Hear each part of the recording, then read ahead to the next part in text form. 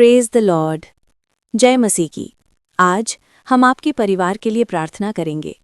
यदि आप चाहते हैं कि आपके परिवार में प्रभु का सुख, शांति और समृद्धि आए और आपके घर में प्रेम, मेल मिलाप और एकता की आत्मा बनी रहे और आपके परिवार का हर सदस्य भला, चंगा और सुरक्षित रहे, तो इस प्रार्थना को शुरू से अंत तक अवश्य सुनिए।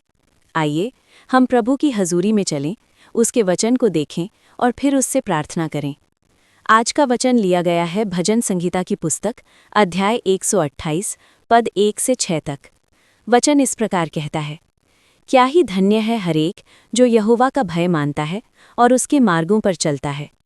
तू अपनी कमाई को निश्चय खाने पाएगा, तू धन्य होगा और तेरा भला ही होगा।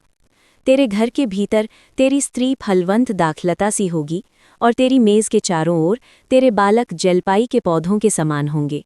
सुन, जो पुरुष यहोवा का भय मानता है वो ऐसी ही आशीष पाएगा।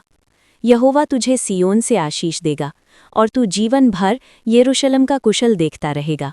और तू अपने नाती पोतों को भी देखेगा और इज़राइल को शांति मिलेगी। आमीन। मेरे प्रियजनों, आज का ये वचन हमें सिखाता है कि जो मनुष्य प्रभु का भय मानता है और उसके मार्गों पर चलता है, वही मनुष्य सच्चे अर्थों में धन्य होता है। उसकी कमाई में आशीष होती है, उसके जीवन में भलाई होती है, उसका परिवार आशीषित होता है। प्रभु उसे सियोन से आशीष देता है, उसके जीवन में कुशलता बनी रहती है और उसे शांति और दीर्घायु प्राप्त होती है। इसलिए मेरे प्रियजनों, प्रभु से डरिए, उसके वचन के अनुसार अपने जीवन को बनाइए और उसी मार्ग पर चलिए जो परमेश्वर का वचन हमें दिखाता है। बुरे मार्ग से हटिए, हर बुराई से फिरकर प्रभु की ओर आइए। अब आइए हम सब मिलकर प्रार्थना करें। प्रार्थना।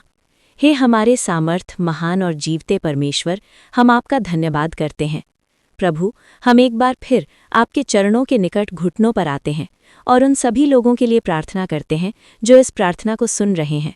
प्रभु, सबको अपनी शांति दीजिए, सब पर अपना अनुग्रह बनाए रखिए। इनके परिवार में जितने भी सदस्य हैं, सब भले, चंगे, स्वस्थ और सुरक्षित रहें। हर घर में आपका प्रेम बना रहे, हर परिवार में मेल मिलाप की आत्मा बनी रहे और हर घर में सुख, शांति और समृद्धि आती रहे। प्रभु, जो परिवार बिखर चुके हैं उन्हें फिर से जोड़ दीजिए, जो रिश्ते टूट चुके हैं उन्हें फिर से बना दीजिए।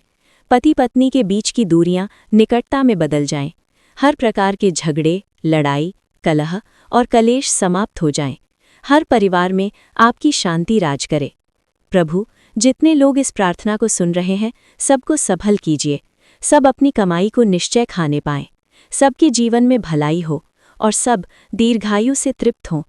प्रभु, यदि घर से कोई निकला है और अभी तक वापस नहीं लौटा है, तो जहाँ कहीं भी हो उन्हें सुरक्षित उनके घर पहुँचा दीजिए।